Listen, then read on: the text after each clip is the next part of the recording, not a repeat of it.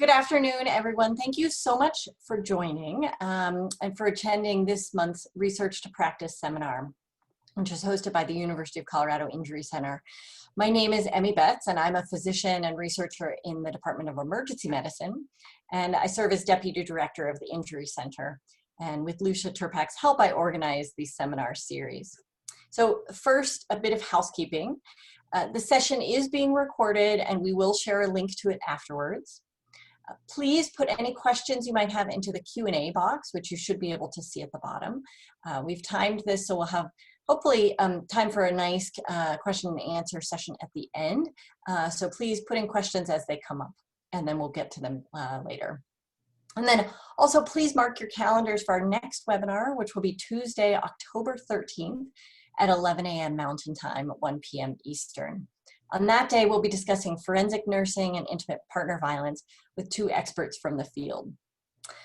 For today, though, we are talking about teen driving, which I have to say, as a parent of younger kids, I'm already terrified about. So we're going to be talking about delays in licensing, policies for graduated driver's licensing, and the latest updates from both the research and practice worlds. Our first speaker is Dr. Federico Vaca, who is a professor of emergency medicine at Yale and director of Yale's Developmental Neurocognitive Driving Simulation Research Center. His own research has focused on adolescent development and behaviors that influence the risk of motor vehicle crashes, as well as on health disparities in injury and alcohol use disorders. He's served on numerous national expert panels, and we are thrilled to have him here today. We are also thrilled to welcome as our second speaker, Dr. Rebecca Weast, who is a research scientist at the Insurance Institute for Highway Safety. The IIHS is an independent, nonprofit scientific and educational organization dedicated to reducing the losses, including deaths, injuries, and property damage from motor vehicle crashes. Dr. Weast received a master's degree and doctorate of psychology from the University of Virginia, and then joined the IIHS in 2016. She conducts research primarily on issues related to teen drivers and drowsy driving. So thank you again to both of our speakers for joining us, and for to the audience for tuning in. And now I will turn it over to Dr. Vaca. Okay, wonderful. Thank you, everybody, for showing up on this webinar. I really appreciate it, and I want to give a particular thanks to Rebecca Weast for collaborating with me on this. We're really happy to serve and to speak to you as part of the Piper Lecture Series here. So today I'm going to be talking about factors contributing to delaying driving licensure among teens. And we're really trying to kind of the second component, although I'll lead into it, kind of really bolster a case for addressing GDL, maybe enhancing it, enhancing the discussion about bolstering GDL policies across the states. And so you'll see why as I kind of move forward in this talk. So right off the bat, let's see if I can make this. Yeah, there we go. I want to thank my collaborators from NIH, Colorado State, PIRE, which is the Institute for Research and Evaluation, and NORC. Just some great collaborators I've been working with for the last several years. And of course, our funding from NIH, both NICHD and several other institutes have participated in the development and implementation of the Next Generation Health Study, Health Project, which is where we pulled our data from, as well as NIAAA, National Institute for Alcohol Abuse and Alcoholism, allowed us to pursue this line of work in delayed driver licensure and also impaired driving, riding with impaired drivers, which I won't cover today, but it is part of this whole area of work that we're looking at. So as we all know, there's plenty of drivers throughout the United States. So in 2017, 225 million licensed drivers, and young drivers, I'll refer to young drivers of 15 to 20-year-olds as the National Highway Traffic Safety normally refers to, the 12.1 million. That's about 5.4% of all US licensed drivers, okay? So what's interesting is that we've seen Encompass seeing over the last, I'd say about 15 years or so, maybe a little bit more, this phenomena of younger drivers or adolescents, young adults delaying their driving licensure. And so comparatively between 2008 and 2017, we've witnessed about a 9% decrease in licensure in young drivers.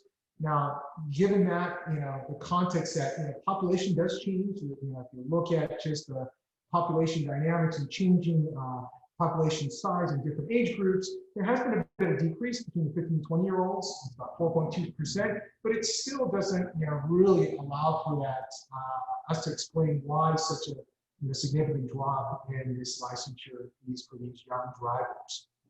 And as we all know, fatal crashes in the United States are still just far too prevalent.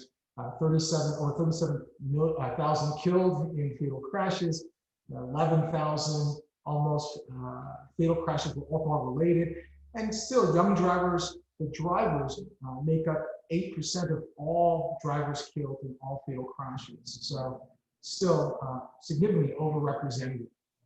If we drill down a little further to young drivers in fatal crashes, certainly you see is over 3,200 young drivers involved in fatal crashes. That's just involvement. And another 1,830 killed drivers of that age group, 15 to 20-year-olds. That encompasses 440 where alcohol was related in that crash, and 362 where the alcohol level of those drivers, those young drivers, was still significantly high, 0.08 or higher. And so I say that because all this, as we talk about delayed driver's licensure, GDL, or graduated driver's licensure, it's all about trying to save lives. And in this context, young people trying to keep them safe. So I'll move on a little further here from there. As we go into this whole discussion about GDL, part of it is that we know that GDL started in late 1980s in the Netherlands, 1996 in Florida. Dr. Weast will have a lot more to say about that here shortly.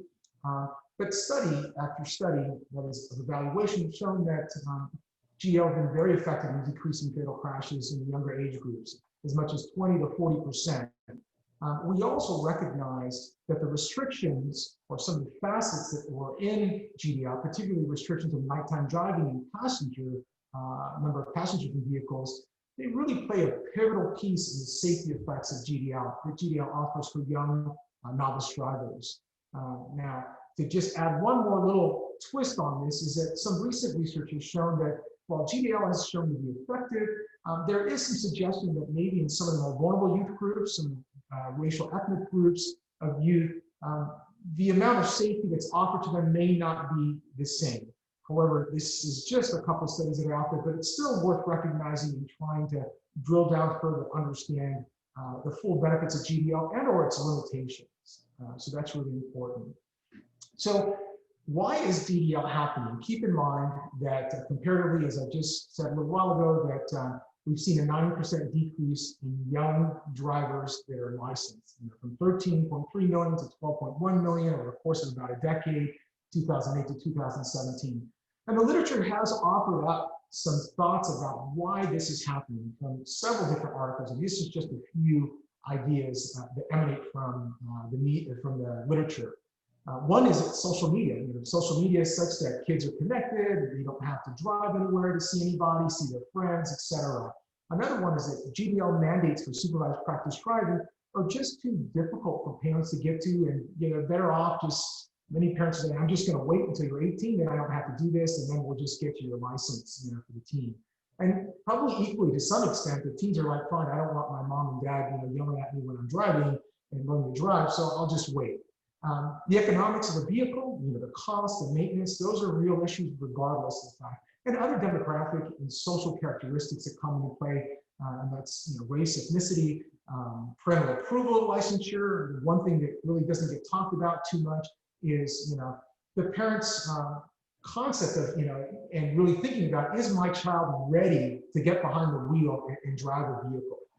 And so these are things that come into play. So these are some thoughts that the literature has to offer. And what we try to do in a recent article that we published just in the last couple of months, titled Factors Continue to Delay Driver Licensure Among High School Students and Young Adults, is to assess the prevalence, both differences and disparities in factors associated with DDL, is what we call it, delayed driving licensure among teens and young adults. So I'm going to really just, in summary form, highlight this article that we publish, and that will segue into more discussion from Dr. Weast. So moving forward, we actually use data from 7 Waves of Next Generation Health Study, which encompasses a national representative cohort of US 10th graders And it actually follows them out about 4 years after leaving high school.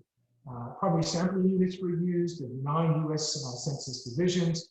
Almost 2,800 cohort members participated in the study, and they oversampled African Americans so we can get more accurate population estimates as we do these analyses. And we're just one small group of folks that are looking at some of these data, and we're particularly interested in this traffic safety area. And there was quite a bit of assessment done in this area with this study.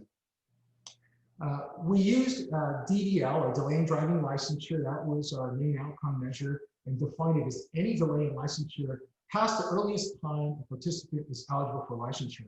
And that accounts for where they're living at the time they get licensed, because state to state, the graduated driver's licensure laws vary, so there's individual variability there. And we identified 3 categories: no DDL, intermediate DDL, which goes 1 to 2 years of delay of licensure, and then long DDL, which is greater than 2 years in delay in licensure. We also, of course, looked at some other independent variables, including sex, urbanicity, race, ethnicity. The team's perceived importance of alcohol non-use by themselves, or what they perceive their parents would want them not to do, which is drink, and a few other things. So quite interesting as we move forward. In summary, our analysis, multi-nominal logistic regressions, we conducted those to assess the association between DDL and the identified independent variable, as well as starting off with some bivariate associations and looking at which of those were significant, and putting those into the adjusted model, which in summary here in these main outline and these main findings, I'm just going to really present the adjusted outcomes and the adjusted results findings here. So in summary of these findings, 2,525 were eligible over 7 waves of interviews. You'll see there about 40%, nearly 40%, 1 to 2 years of intermediate delay, and 30 with 2 years of delay. And we'll break down these findings a little bit more by the different groups. So Latino youth, 2.5 to 4 times greater odds of intermediate and long DDL compared to non-Latino white. Non-Latino Black youth, 2.3 times greater odds of long DDL. And keep in mind this, they're 2 years out at this point or more when it's long DDL. Those living in a single parent family had 1.7 times greater odds of long DDL. Right. And I think, as you kind of hear some of the results, you might think of, why would that be? Some of the challenges in a single parent family, trying to have supervised practice driving is probably one consideration. Further, those with parents having the highest level of education, less than high school or some college, had 3.7 and 2 times greater odds of long DDL respectively. Youth that reported low family affluence had 2.5 and 4.4 times greater odds of intermediate and long DDL, again, respectively. And then even just looking at urbanicity and suburban versus rural, the urban and suburban had 1.9 and 3.5 times greater odds of long DDL. And then switching this just a little bit, thinking of DDL as kind of a, to some extent, a negative outcome. Parental monitoring on the mother's side had lower odds of long DDL. And talk a little bit about that later, but here's kind of a potential protective effect from the youth's perception of what their mother knows about where they spend their time, how they spend their money, who they're hanging out with, these sorts of things. And that parent monitoring, that's the perception of the youth, how much their parents know about them. So of course, in this study, there are some limitations that we have. We did lack an exact date on which the participants obtained their driving licensure. However, we had their birth date, year to year, and wave by wave. We knew we asked them if they were licensed or not. We knew what state they lived in when they did become licensed. So we were able to pull this together with, I think, a fairly robust calculated DDL assessment. This study really only looks at school-based recruitment, and so unfortunately that limits our generalization, of course. It says nothing about young people in that same age group, 16, 17, 18 years old, that are not enrolled in school, that might be potentially clearly some of the riskier populations that may be not licensed, unlicensed driving, and other risk factors that come into play. We did ask the participants of their parental monitoring knowledge, that is their self-report. We, in the next study, they don't ask the parents exactly what they believe they know about their kids, but there's even limitations in that. Nevertheless, we've published several studies, and other people have published studies using parental monitoring knowledge in this fashion that has been quite robust, and it shows actually to be protective effects for, even in our case, a similar study for driving while impaired or riding with an impaired driver. And then family affluence, which is another measure that's well validated. It's been measured and used over the last 2 decades, that even though it's not to be equated with household income, does describe the amount of potential finances the family has for expendable income. It asks about the number of cars in the household, if the youth has their own room, how many TVs in the house, computers, etc. So it's a nice measure, but it still has its limitations in that, and it's not to be equated exactly as with socioeconomic status. So just a few implications of our findings and some questions that go along with this. So we know from our study that Latino and non-Latino Black teens are more likely to DDL. There are both socioeconomic and parenting factors that contribute to DDL. And a couple of questions that pipe up here or come up really is, could those that DDL miss out on a crash and injury prevention benefits of GDL, to miss out on crash and injury prevention benefits in GDL in a meaningful way? So those that just bypass GDL, are they really missing out on something significant? We're not sure, and that needs to be studied. Secondly, could extending GDL broaden the base of GDL's demonstrated safety benefits for youth and young drivers who would otherwise DDL? So again, that is another question that needs to be assessed a little further. So in our study, we don't try to really imply, and we certainly are not saying that, well, delaying driving licensure is altogether a bad thing. There are some benefits to that, of course, but at the same time, we don't think that licensing teens sooner is going to be the right way to go. We don't think so, because there are developmental pieces that come into play that are really significant for safety. We don't also explicitly aim to identify if earlier licensure promotes safe driving outcomes for these teens. That, again, is yet to be studied. But we do say, and we believe that our findings provide valuable information to the whole older driver or novice driver GDL discussion. There's lots of discussion about the extension of GDL in different states. I believe since about 2017, there are about 5 to 7 states that have extended their age limit, but the majority of states don't have that. So most states, when you turn 18 years old, you pretty much can go down to DMV, take a test, and you're pretty much ready to go with licensure. And so there are some issues behind that. And there is room to explore GDL modifications and bolstering parent monitoring in the context of reducing DDL so that teens don't age out of GDL driver safety facets. So these are really important things to consider. So finally, the last 2 things that I'll say is that, more detailed examination of factors that contribute to DDL, like family factors, the family structure, even more detailed, although we looked at it a little bit, other cultural pieces within different racial ethnic groups, could those otherwise, these sorts of factors could inform interventions focused on the safety of more vulnerable youth groups when it comes to driving. And certainly, future research should certainly and intentionally address the individual economic and safety impact that DDL may have on all adolescents and young adult novice drivers. Of course, if we were to do this study, we want to do this with intention, look at both the economic, the safety impact, and then also look at the subgroups to see if there are protective and also risk factors there that we could identify and further have greater understanding of how DDL plays into GDL altogether. So I hope with this kind of, what I've laid out with this presentation kind of gives you some thought about delayed in driving licensure, a little more granularity in what may be playing into this, but pretty, I think it raises more questions about where is GDL today? What's happening? Is it active, or are states moving forward with policy?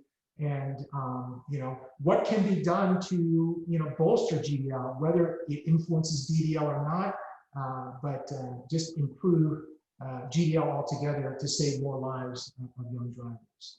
So with that, what I'll do is I'll turn it over to Dr. Weast. All right, I will start video again. Can you hear me? Wave if you can hear me. Yeah. Okay, good. Thank you so much, Dr. Vaca, and thank you for inviting me to be here, everyone. I am Rebecca Weast. I am a research scientist at the Insurance Institute for Highway Safety, and I will be casting a bit of a wider net. Dr. Vaca shared with us a lot of detail about an individual study, and I'm going to be getting into the history of graduated driver licensing, the details of what graduated driver licensing is, the progress that has or has not been happening in the country with various graduated licensing provisions, and research into the benefits and impacts that graduated licensing has on younger and older new teen drivers and beyond. So let me see if I can correctly share my screen. Do that.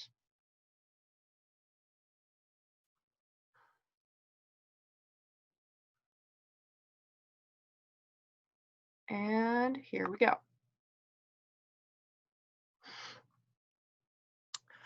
All right, so that we are starting on the same page, I'm just going to detail what graduated driver licensing is. So graduated driver licensing is a set or system of provisions that introduce new teen drivers to the task of driving in stages of increasing responsibility and exposure to risk. So it's a three-stage system. It begins with the learner phase, where you get a learner's permit, and this is the stage during which the teen driver has to drive while supervised by a licensed driver. Often this is a parent or guardian, usually, or driving instructor. Most states have a set number of supervised practice driving hours that the teen must complete in order to then get their license. Usually it's around 50 hours in the US, but it ranges from very few, 30 or so, to up to 70. And there's a minimum duration that a teen must hold their learner permit before they can graduate to the intermediate phase. Once they complete all of those things, they take their road test and their written test, and if they pass, they graduate to the intermediate phase, which has a minimum age of entry, and it limits specific driving environments that introduce the teen to a specific, to increased risk. So these are things, as Dr. Vaca mentioned, nighttime driving restrictions, limiting the amount of time that teens are allowed to drive at night, and passenger restrictions, limiting the number of teen drivers that a teen is allowed to drive with in their vehicle when they're not supervised by a licensed adult. And the intermediate stage also has a minimum duration, and usually you graduate out of the intermediate stage to full licensure when you reach age 18.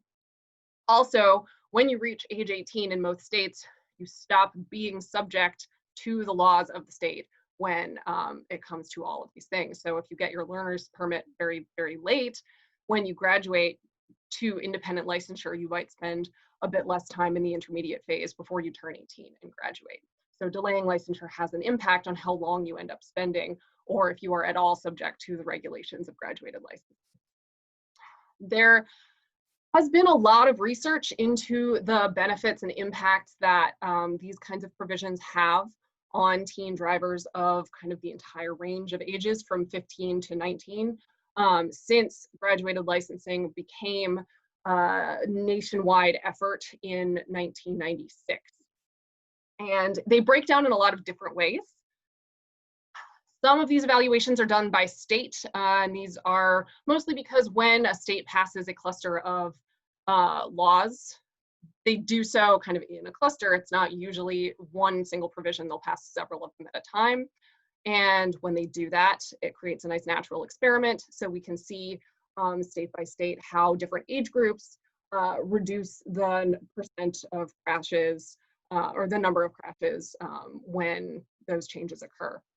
And all of those state by state evaluations have shown a pretty significant reduction in crashes. And of course, the variability comes from the variability between states and the variability between the kinds of provisions that are enacted and the enforcement of them across states and at times. Some studies have also broken these down by provision, and so we can kind of look at them by the effects within each each stage of graduated licensing. So during the learner phase, the minimum age of entry and holding period seem to have a significant effect on the crash rates. So holding a learner's permit for 6 months is much better than holding it for 3 months. Holding a learner's permit for 9 to 12 months yields the greatest crash reductions, and 12 months is better than 9. So in general, the longer you hold your learner's permit, the safer you will be. And this makes sense because when you hold your learner's permit, you have to drive while supervised, and that puts a lot of additional restrictions and also gives supervision and instruction and additional help managing the vehicle into the vehicle with the new teen driver. Supervised practice driving hours, there's not a huge amount of research showing benefits of supervised practice driving hours at the volumes that we see them in the United States, but research has been going on about graduated licensing provisions around the world because other countries also have graduated licensing systems. So the most supervised practice driving hours that any state requires in the US is 70 hours. It might not sound like a lot until you start doing it with your teenager. It actually takes a long time to do that number of hours, but that doesn't seem to have the kind of effect that the number of hours that are required in some states in Australia do. So in Australia, some states require 80 to 120 hours, and the studies that were done down there show that the biggest impact of those kinds of hours, or of that kind of supervised practice driving, happens the more hours you do. That said, more recent research is showing that it really is an issue of quality over quantity. The more variety of practice driving that the teen gets, driving on different kinds of roadways, in different kinds of conditions, in different traffic situations, with adequate supervision and instruction, will have a greater impact than just a rote number of hours that they have to spend. All this to say that the research is ongoing. Another issue is that a lot of teens don't actually complete the required hours. Most of the time when you take the little login to get your license, all you have to do is fill it out and sign it, and nobody's checking whether or not it's accurate. And most people fill it out the day of. And if they don't, they'll fill it out at the end of each week, and it's not terribly accurate. During the intermediate phase, we've seen that nighttime restrictions are best if they start before midnight. And this also makes sense because really, how much driving are we preventing a teen from doing if we're stopping them from driving after midnight? How many teenagers go out driving after midnight on a school night? It's much more common for teenagers to be driving in the dark while tired after 9 or 10 p.m. And the research supports the idea that nighttime restrictions that start at 9 or 10 p.m. are much more effective at reducing crash risk than things that start at midnight or later. Passenger restrictions have been found to be very effective. Limiting the number of teenage passengers in a car with a teenage driver will significantly reduce the crash risk of that teenage driver. The strongest provisions, and this one's actually relatively common in the US, a lot of states do not allow any teenage passengers. And that's really the gold standard. Some states allow 1. I think South Carolina allows 3 or more, and I think there's maybe 1 state that doesn't have any provision. Study that was done by researchers at the Institute well before I joined the Institute back in 2010 shows that kind of in aggregate, licensing laws that include stronger nighttime and passenger restrictions and longer delays in learner's permit and licensing age reduce teenage driver crash involvements. And this is not to say that delaying licensure is the silver bullet, but it is saying that if you delay the age at which teenagers can get licensed and also subject them to these other regulations that are incorporated into graduated licensing, you are teaching a slightly older, more responsible driver using effective tools, and you are making them into a safer driver. If we break it down by age, we do see the biggest effect on 16-year-olds. This can be interpreted by saying that 16-year-olds are the ones who are often still in the learner stage, and there is a much smaller risk for teens when they're in the learner stage because they have a parent or guardian or adult in the car with them. The greatest increase in crash risk for teens happens right when they start driving independently, within the first 3 to 6 months of independent driving, and that often doesn't happen until later in their 16th year after they turn 17. But 16-year-olds, one study showed that there was a 16% reduction in all crashes and a 35% reduction in fatal crashes. And another saw 35% reduction in crash rates per person year, and broke down exactly kind of where the effects came from. 17-year-olds saw a slightly smaller reduction in crashes and crash rates, but still a significant reduction in crash rates.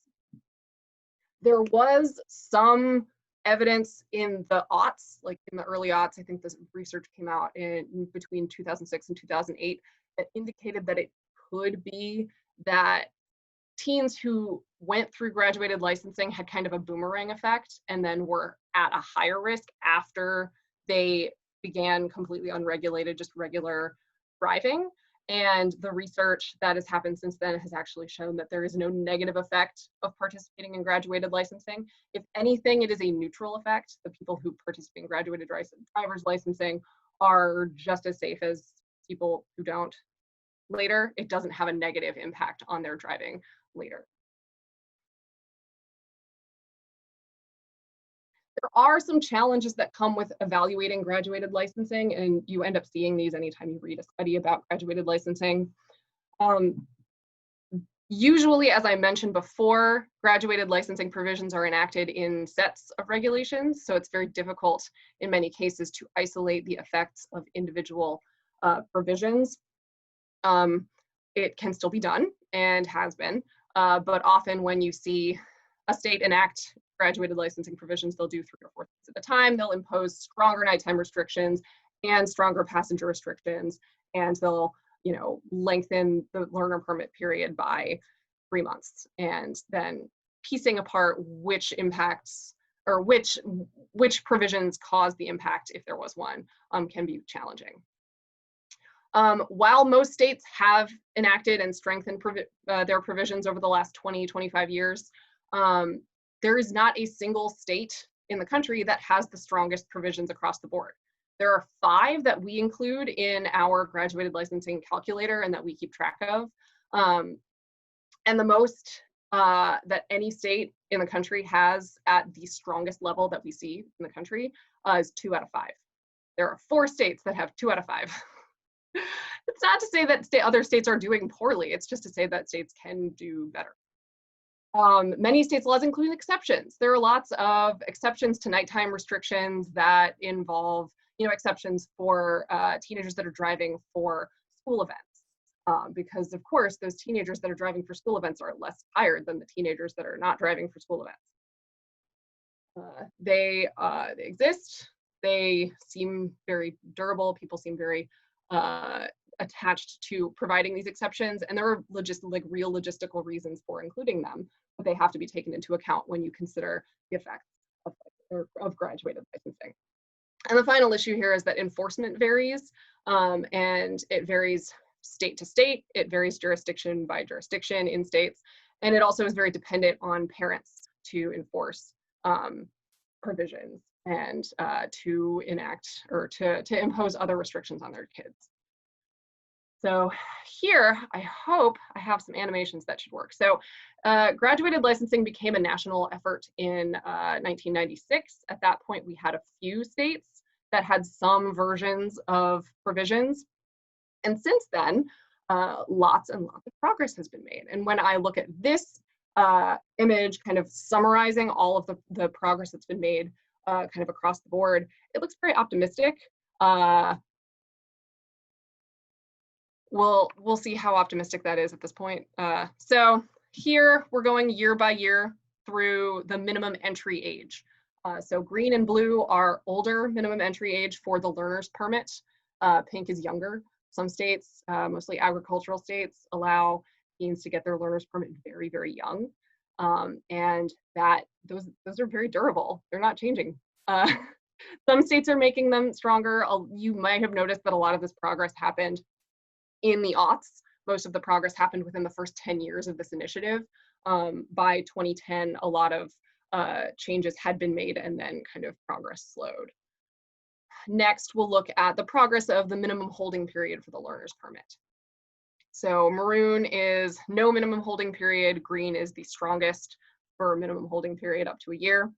And progress was very steady through 2005, 2006, 2007, kept moving. 2010 saw some good progress. This one saw some movement, and then around 2013, stopped. And this is where we are today. Required supervised practice driving hours. Most states started with 0 or a couple. This progressed. There's, I think, still only one state that has 65 or more. And I'm pretty sure it's New Jersey. I'm pretty sure New Jersey requires 70 hours, but many states require very few, and they might have exceptions. Oh no, it's Pennsylvania. I was wrong. The minimum age at which you can get your intermediate license, again, pink is the lowest age, green is the highest age. This is where New Jersey excels. So New Jersey is the only state that has a minimum intermediate license age of 17.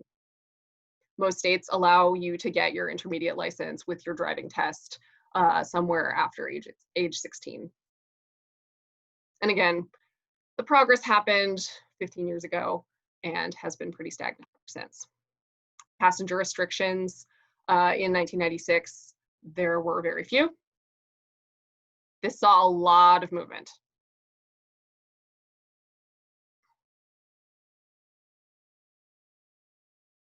Lots of states still allow teenagers to have a single passenger. There is a fair number of states that allow 0 passengers, though. That is heartening. And nighttime driving restrictions.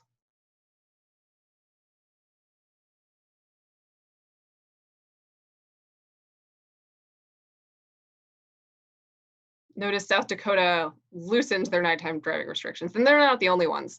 Most legislation that's passed does strengthen or add provisions, but it does happen that progress happens in the other direction.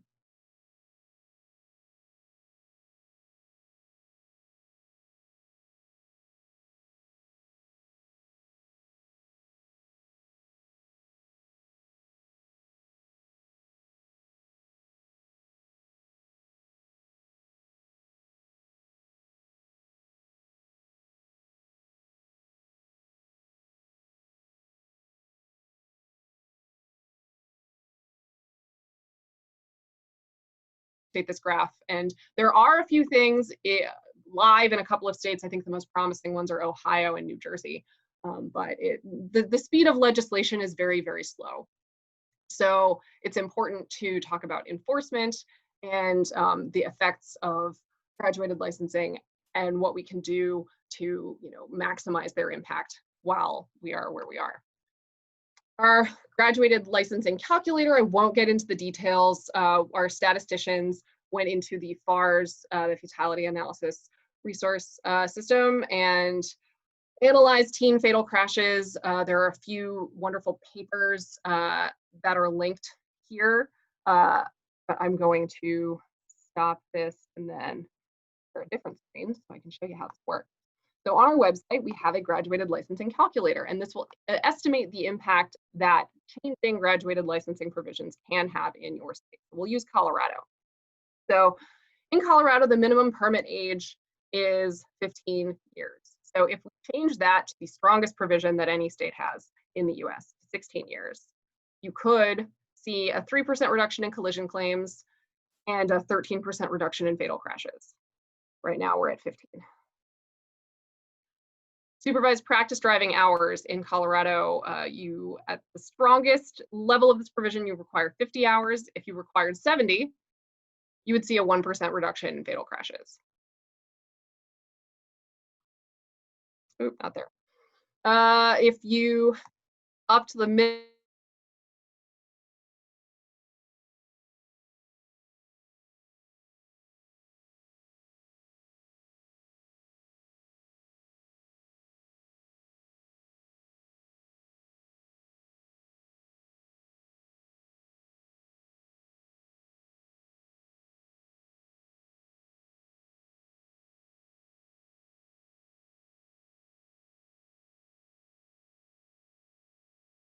states graduated licensing laws, and we keep that updated as they change, which they're not.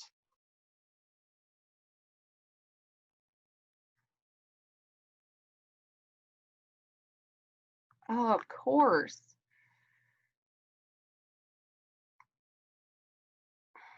And just one last thing, when we think about extending graduated licensing to older drivers, oh dear.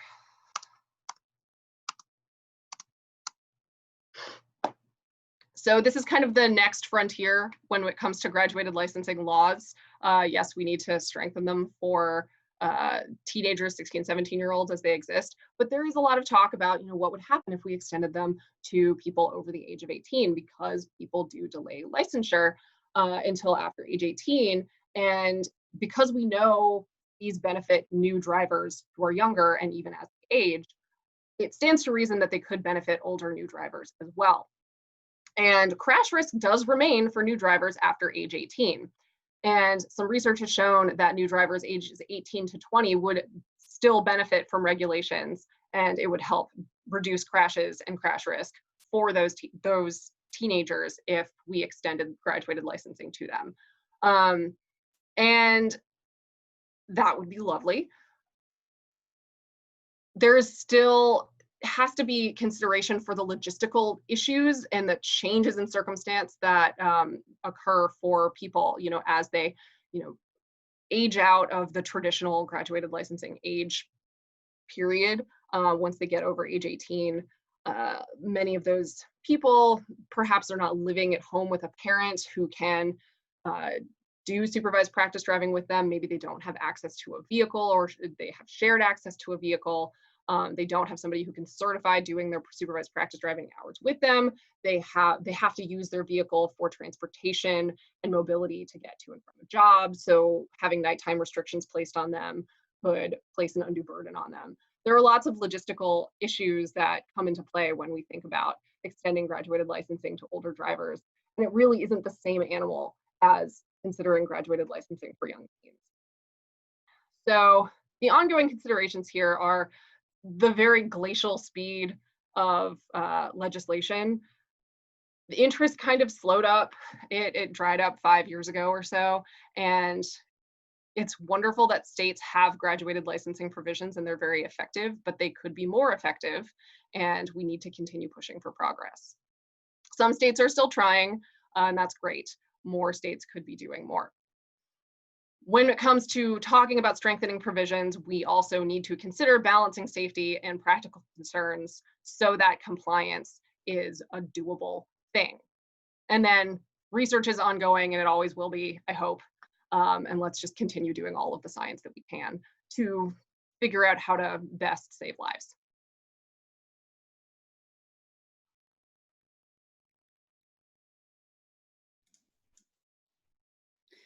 All right, thank you both so much for your presentations. So my name is Lucia Turpak. I'm the program manager for Piper, and I will just be fielding some questions that are coming in from the Q&A box to Dr. Vaca and Dr. Weast. So if you have any questions, feel free to put those in, and you can also upvote other questions as well. Okay, let's start out. So here's a question.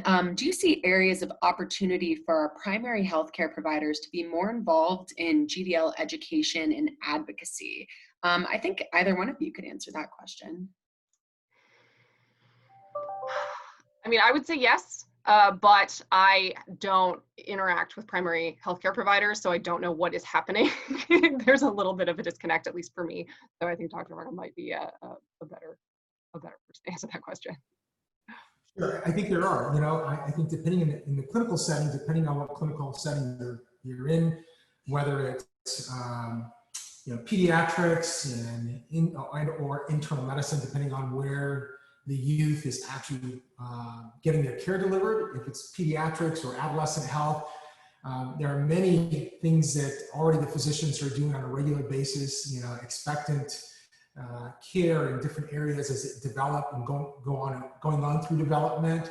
So certainly, I think probably the majority of pediatricians, adolescent specialists are talking to their teens and youth about alcohol, drug use. And so there's an opportunity there to couple the whole transportation piece with alcohol, substance use, those sorts of things for consideration. Also, there's opportunities there to engage the parents about, or even the youth first about, when do you think you might be ready? So there's this whole issue of readiness for driving. And that's both, from a behavioral standpoint, developmental standpoint. So there's some really nice opportunities. And that doesn't have to sit in the clinic. That can be in other injury prevention opportunities within community or community-based organizations. And further yet, within community-based organizations that may not have access, or the populations don't have access to routine care, so that they might otherwise in a different, from a different population group. So from an injury prevention perspective, there's opportunity there that would allow, I think. I think it's how you structure it and when that is kind of deployed at the timing of the youth. Great, thanks so much. And your answer actually segues really nicely into some other questions we have around equity concerns. So here's a question. Has there been racial equity studies for extending GDL? It seems Latino and Black young people are already more likely to wait until they're older to get licenses. Extending GDL further may push their start date back, impacting their ability to get jobs, go to school, help with family members, or help with family responsibilities, etc. Yeah, so that's right. There are, to my knowledge, there are no studies that I've come across that really look at this whole issue of delayed driving licensure and what that means for later kind of even emerging adulthood outcomes. Now, we're currently working on some studies, study funded by NIH, where we're looking at not explicitly delayed driving licensure, but transportation and what that means for early adulthood outcomes, health, education, and employment. And that's in the context of alcohol impaired driving or riding with other impaired drivers. But then there's it's kind of a social ecological perspective where there are multiple relationships that influence the teen on their transportation, on their substance use, these sorts of things that all feed into, obviously, our hope is that we want to keep young drivers safer immediately when they're learning, going through the graduated driver's licensure, and later on when they're beginning to really, hopefully, keeping opportunities for them to flourish early on in their 20s, mid-20s, 30s, and really that encompasses success in health, education, and employment. And independent transportation is so central to that. While there are places across the country where we take the subway or we have buses, but in some respects, the public transportation isn't always so reliable, and then that can certainly cause really challenges with employment, timing for your job, and or appointments for with your physician or something like that. So to answer your question, I don't know in any cities like that. We're working in that area right now specifically. So, and I hope other people are working in that area too, because there's plenty of yet that we don't know. Yeah, I would only add that, it's kind of an issue that, stay tuned, there will be progress. Extending graduated licensing to older, teens and those in their early 20s is really kind of it's kind of the cutting edge. Or a cutting edge with graduated licensing research, and doing anything like this, if it has any longitudinal element, it takes years to come across the data and to conduct a really high quality study that really gets into all of the nuance of the issue. So the research, I can almost guarantee you, is being done. I haven't seen it published yet. Great, thank you so much. So here's a question for Dr. Weast. Does your calculator factor in enforcement practices? Can you speak to needs for enforcement enhancement?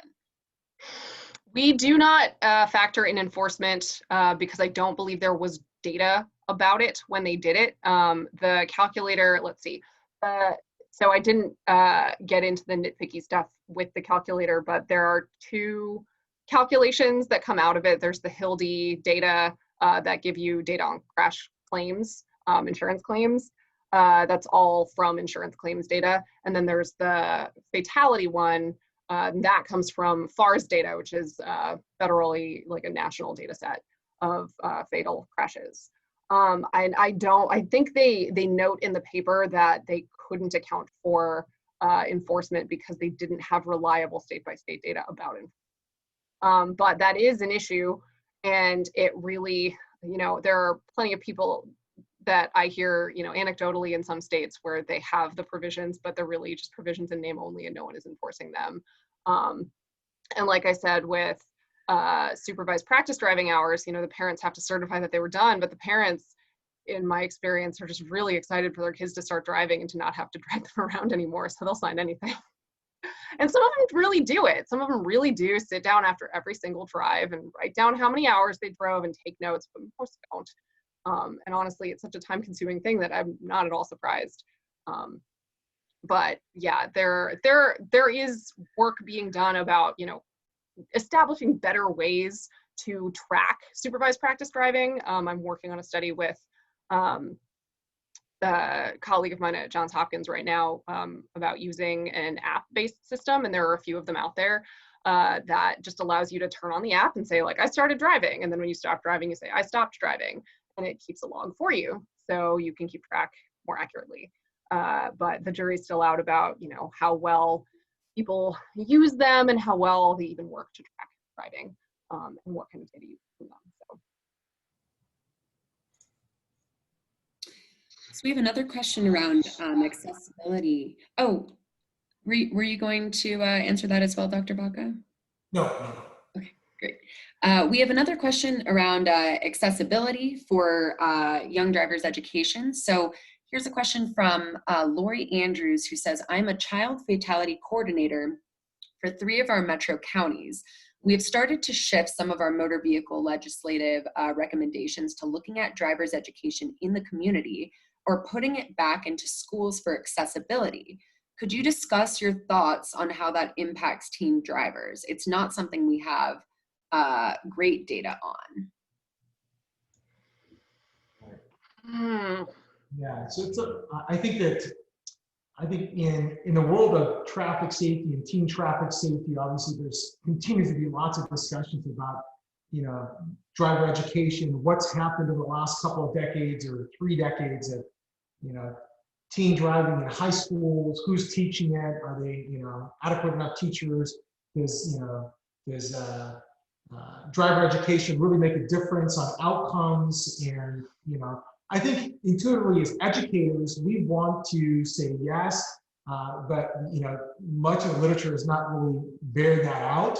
But I think there are also some really important considerations with kind of the structure of the evaluation studies that have been done and the types of things that are being taught. So even today, when it comes to trying to tell parents, you know, and trying to educate them, that this is what you need to teach your teen when you begin to teach them how to drive, we really even don't have like a uniform like sets of, you know, of buckets or pillars that say these are the 5 pillars to great parent, you know, supervised practice driving for your teen. We really don't have that. I think a lot of parents, and you know, my boys are in their early 20s. I taught both of them how to drive, and you know, I knew at that point, just because of my work, I knew that exposure is important, but exposure is also risky, right? But exposure is important. Not only exposure to driving, but the geography in which they're driving. So the road geometry, if they're driving on, you know, neighborhood roadways, on highways, on tighter roadways, you know, curves, on ramps, off ramps. These sort of, so the variability really matters. The exposure is important because as the teens begin to drive, they develop their own kind of schemas or mindsets about, you know, what should I expect, what I might see, what I might not see. They get experience and they remember those experiences as they drive. But we also have to remember that, you know, driving is probably one of the most complex tasks that we do on a daily basis anyways. You know, most of us don't think of it like that because we've been driving 5, 10, 15, 20 years.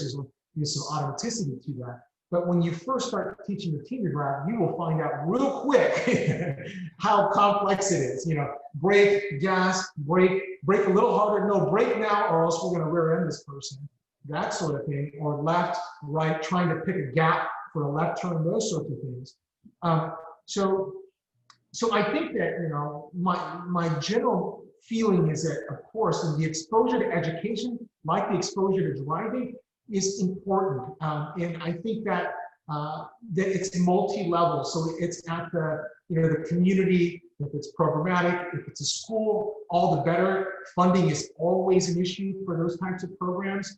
At the parent level, the family level, and keep in mind that, you know, yet to add to complexity there, it's, you know, how's the family structure, single parent, you know, blended family. The youth spends half the time here with mom, half the time there with dad, across maybe even different state lines where the policies are different. So that's challenging, but I do think that there is likely some benefit in getting the education back in to where it's more readily accessible. You know, I don't have any data to back that up, but just, you know, as an educator teaching, you know, young emergency medicine physicians how to practice and take care of some of the sickest people that we see, as well as, you know, doing my research in traffic safety, injury prevention and control. There's got to be some benefit, but that's not where you stop. Great. So I received a text question from Emmy on the road, and she apologizes for having to leave early, but Dr. Betts asks, do we have any information about how COVID is affecting teen travel practices? So I am collaborating on a project that's using an app to track teenagers as they, you know, do their supervised practice driving. And the one thing that we were really surprised to see, we were actually very worried about this because we recruited a bunch of people right before the shutdown. We were recruiting them in the Maryland MBA locations in person, and then they all shut down. And we were kind of like, we hope this goes okay. But what we found was, while, you know, teens didn't have school to commute to, and while a lot of teen driving that they do with their parents is commute driving, and there wasn't really places to go, we found consistency in habits within households. So the teenagers that had, you know, that they were going out with their parents and driving a lot, they continued to do that after shutdown. It had a slightly different character to it because they weren't driving to and from school or to and from the grocery store every other day, but they were still going out and practicing. And teens that were, you know, driving a little bit less continued to drive less during shutdown. So we didn't see people who, at least I haven't seen all of the data from all of the participants, and I think there were about 20 of them.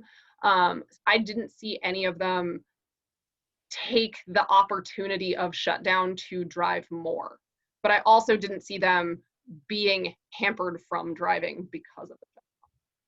It was basically like, if you're going to do it, you're going to do it, and if you're not going to do it, you're not.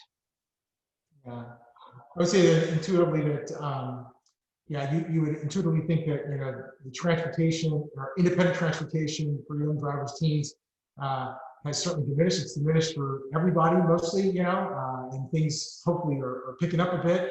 The trip purpose is significantly changed. From what I understand, and don't hold me to this, but I recently heard, I was doing another interview just last week, that at the North Carolina, their transportation center, research center there, they're putting together and just about finishing up a white paper on transportation during the COVID time period. So we'll see what that, you know, how that comes out. I do have some other colleagues at in a different location that are working on transportation overall during the COVID time period, but it has to do with access to medical care and transportation. So it's a little bit different, not necessarily the teen piece, but that also, you know, obviously would shed some neat and keen light on just how tied we are to transportation overall. And, you know, in my presentation, I talked about, you know, one of the research studies says that, you know, social media has really accounted for DDL, and, you know, because teens are all connected, and You know, you can FaceTime, you can do all this other stuff. But I just, you know, with my own kids, my own experience, other people I've talked to, people I've interviewed, research, you know, there still is no substitute for the in-person conversation and, you know, getting together with people, albeit it might be less during COVID. I think it still, you know, carries quite a bit of weight, you know, still. So when they want to travel, they'll travel. Some other research we've done in the past, both mixed methods and qualitative work, that has shown that even when they're not licensed, the young drivers are not licensed, and when the rest of the community thinks that young people are not driving because there's buses and everything, well, you know, they're driving, they're just not driving as much, and they may not have a license. And that's where there's a real paucity of data on the unlicensed driving that occurs. So but that's another story altogether. Maybe that's a second webinar. Well, thank you both so much. I think we're right at time. What a great presentation, and thank you to everybody who asked questions. This was a really fruitful discussion. So that concludes the end of today's webinar, and hopefully we will see some of you for our October forensic nursing webinar as well. All right, bye-bye. Great, thank you very much. Thank you Thanks, so everybody. much. Bye.